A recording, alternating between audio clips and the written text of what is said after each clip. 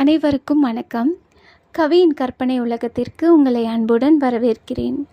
ஒரு பாடல் எழுதுவதற்கும் ஒரு கவிதை எழுதுவதற்கும் யாப்பிலக்கணம் ஒரு முக்கிய பங்கு வகிக்குதுன்னு ஏற்கனவே தெரிஞ்சுக்கிட்டோம். யாப்பிலக்கணம் மொத்தம் 6 வகை இருக்குது.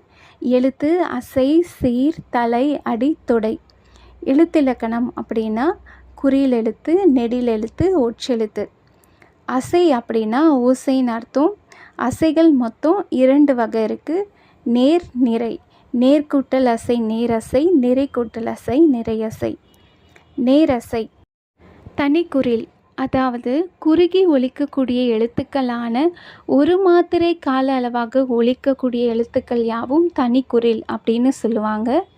தனி நெடில், அதாவது நீண்டு ஒலிக்கக்கூடிய எழுத்துக்களான 2 மாத்திரை கால அளவாக ஒலிக்கக்கூடிய எழுத்துக்கள் யாவும் தனி நெடில் அப்படின்னு சொல்லுவாங்க.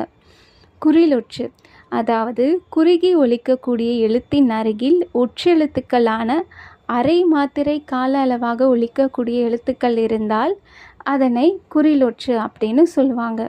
அடுத்ததாக நெடிலொற்று, அதாவது நீண்டு ஒலிக்கக்கூடிய எழுத்துக்களான 2 மாத்திரை கால அளவாக ஒலிக்கக்கூடிய எழுத்தின் அருகில் ஒற்றெழுத்துக்களான அரை மாத்திரை கால அளவாக ஒலிக்கக்கூடிய எழுத்துக்கள் இருந்தால் அதனை நெடிலொற்று அப்படின்னு சொல்லுவாங்க. இப்போ நேர்னா என்னென்னா தனிக்குறில், தனி நெடில், குறிலொற்று, நெடிலொற்று. அடுத்த காணொளியில் நிறையசை அப்படின்னா என்னென்னு தெரிஞ்சுக்கலாம். அதுவரை உங்களிடமிருந்து விடை பெறுவது கவிப்பிரியம். இது கவியின் குரல், த வாய்ஸ் ஆஃப் போயட்ரி. நன்றி.